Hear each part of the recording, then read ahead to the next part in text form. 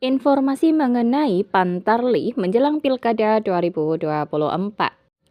Hai, Assalamualaikum warahmatullahi wabarakatuh. Selamat datang saya ucapkan di Usma Ulia Channel yang masih sama membahas tentang beragam aplikasi dan informasi. Apa kabar teman-teman semua? Semoga selalu dalam lindungan Allah Subhanahu wa taala. Amin amin ya robbal alamin. Baik, sebelumnya terima kasih disampaikan bagi teman-teman yang telah mengklik video ini dan pastikan untuk kalian simak video ini sampai selesai. Jangan di skip agar tidak gagal paham juga tidak ada informasi yang terlewatkan. Ya langsung saja masuk ke pembahasannya. Jadi sebagai informasi untuk teman-teman, Pilkada pada tahun 2024 akan dilaksanakan pada tanggal 27 November 2024 mendatang. Untuk itu, Panitia Pemungutan Suara atau PPS mulai melakukan perekrutan petugas pemutahiran data pemilih atau Pantarlih. Dan sebagai informasi untuk teman-teman, berikut akan saya sampaikan jadwal, kemudian syarat dokumen pendaftaran, hingga besaran honorarium bagi Pantarlih Pilkada 2024. Yang pertama yaitu mengenai jadwal dan tahapan pembentukan Pantarlih Pilkada 2024.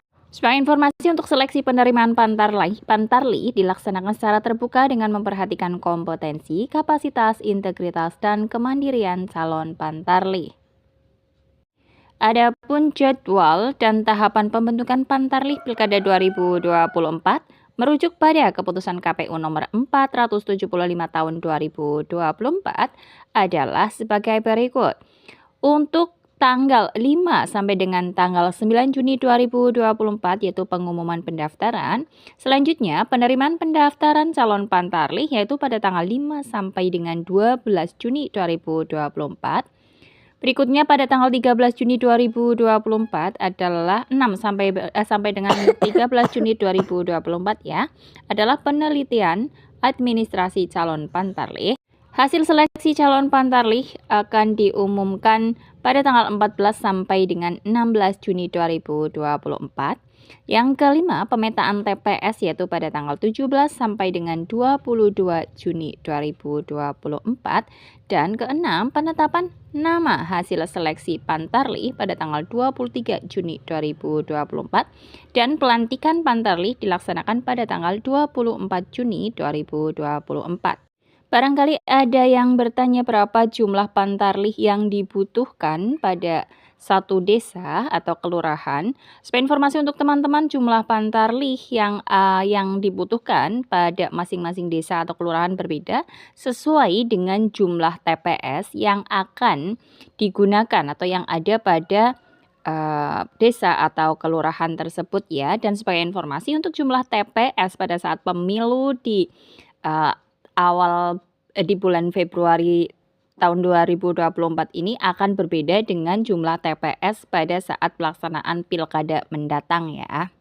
Kemudian adapun syarat pendaftaran Pantarlih merujuk pada peraturan KPU nomor 8 tahun 2022 pasal 45 yaitu warga negara Indonesia yang berusia paling rendah 17 tahun, kemudian berdomisili dalam wilayah kerja Pantarlih, mampu secara jasmani dan rohani, berpendidikan paling rendah sekolah menengah atas atau sederajat, kemudian mempunyai kemampuan dan kecakapan dalam membaca, menulis, dan berhitung yang dibuktikan dengan surat pernyataan dan berikutnya tidak menjadi anggota partai politik atau tidak menjadi tim kampanye atau tim pemenangan peserta pemilu atau pemilihan pada penyelenggaraan pemilu dan pemilihan terakhir. Berikutnya untuk dokumen administrasi apa saja yang perlu teman-teman persiapkan jika tertarik ingin mendaftarkan diri menjadi calon petugas Pantarlih Pilkada 2024. Yang pertama adalah fotokopi KTP elektronik, surat keterangan sehat secara jasmani dari puskesmas, rumah sakit atau klinik yang disertai hasil pemeriksaan tekanan darah, kadar gula darah, dan kolesterol. Yang ketiga, daftar riwayat hidup. Adapun daftar riwayat hidup ini formatnya sudah disediakan ya. Kemudian teman-teman diminta untuk melengkapi pas foto berwarna ukuran 4x6. Berikutnya foto ijazah SMA atau sederajat atau ijazah terakhir. Selanjutnya surat pernyataan bermaterai 10.000 yang menyatakan bahwa calon Pantarlih tidak menjadi anggota partai politik, tidak memiliki penyakit penyerta atau komorbiditas dan sehat secara rohani. Kemudian format untuk hal ini, untuk surat pernyataan ini juga sudah disediakan. Dan yang terakhir yaitu kelengkapan dokumen persyaratan tambahan jika diperlukan. Ini sesuai dengan peraturan yang ditetapkan oleh PPS ya. Dan berikut ada pula persyaratan tambahan apabila persyaratan tambahan ini perlu dilampirkan apabila si calon pantarlih ini pernah menjadi anggota partai politik atau identitasnya pernah tercantum sebagai anggota partai politik. Calon pantarlih pemilu 2024 pernah menjadi anggota partai politik namun sudah tidak lagi menjadi anggota paling singkat dalam 5 tahun terakhir, maka dilengkapi dengan surat keterangan dari partai politik yang menjelaskan atau mengatakan hal tersebut. Kemudian, jika identitas calon pantarlih pemilu 2024 tercantum sebagai anggota partai politik dalam sipol tanpa sepengetahuan yang bersangkutan, maka dokumen persyaratan dilengkapi dengan surat pernyataan bermaterai 10.000 tentang hal terkait. Informasi berikutnya, berapa honor bagi petugas pantarlih Pilkada 2024? Dan sebagai informasi untuk teman-teman merujuk keputusan KPU nomor 472 tahun 2022 dalam menjalankan tugasnya pantarlih akan mendapatkan honor sebesar 1 juta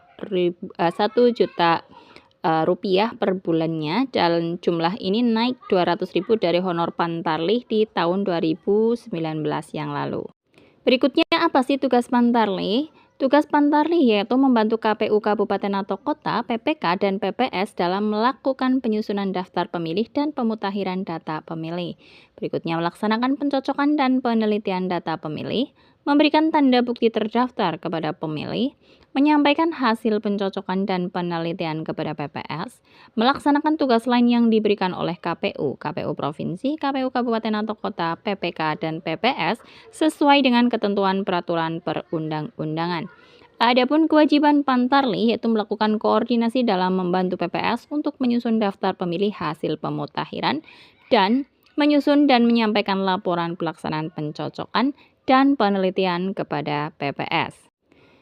Dan berikutnya untuk tahapan seleksi pantarlih Pilkada 2024 terdiri dari 6 tahap ya. Yang pertama adalah tahap pengumuman pendaftaran calon pantarlih, kedua penerimaan pendaftaran calon pantarlih, ketiga penelitian administrasi calon pantarlih, keempat pengumuman hasil seleksi calon pantarlih, kelima penetapan nama hasil seleksi pantarlih, dan yang keenam PPS atas nama Ketua KPU Kabupaten atau Kota mengambil sumpah atau janji pantarlih. Ya, demikian yang dapat disampaikan pada pembahasan kali ini. Semua informasi ini bermanfaat bagi teman-teman terutama yang tertarik untuk menjadi petugas pantarlih Pilkada 2024.